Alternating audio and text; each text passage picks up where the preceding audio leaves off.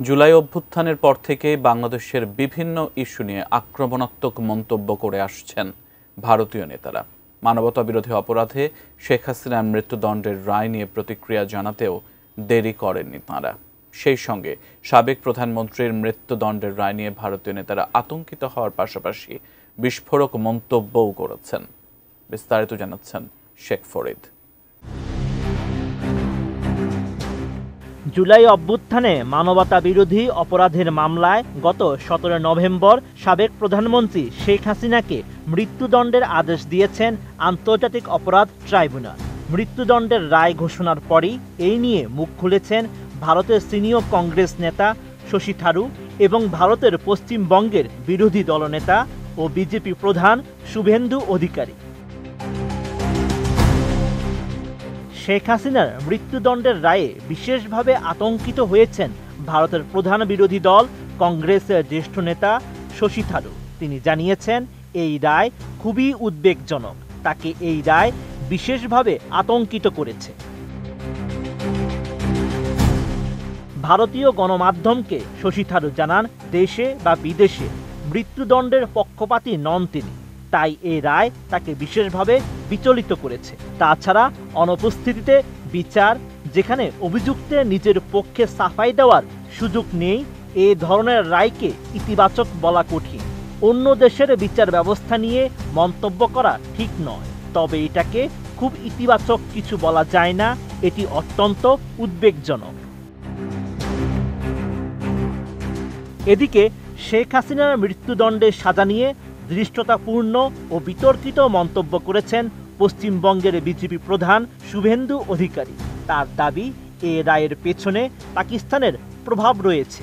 ভারতীয় গণমাধ্যম এএনআইকে দেওয়া এক সাক্ষাৎকারে এমন মন্তব্য করেন তিনি।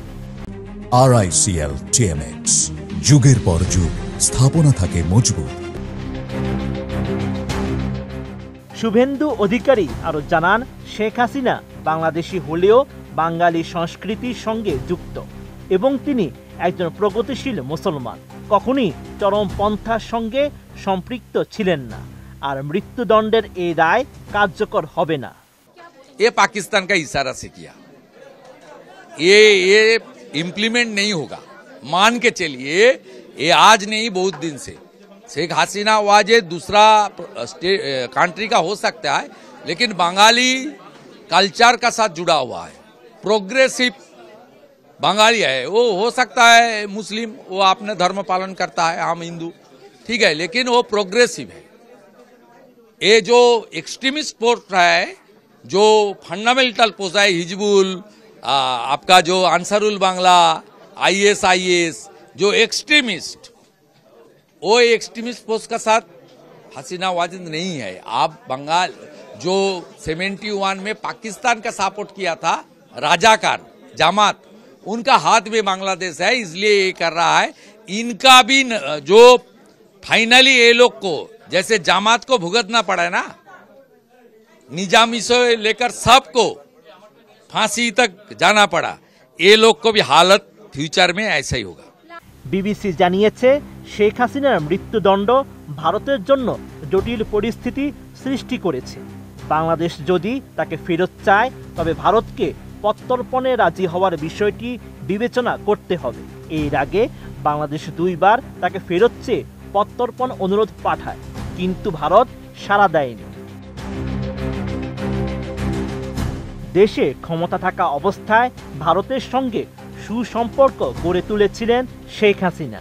রাজনৈতিকভাবে কংগ্রেস এবং অন্যান্য দলও সাবেক প্রধানমন্ত্রীকে ফেরত না পাঠানোর পক্ষে।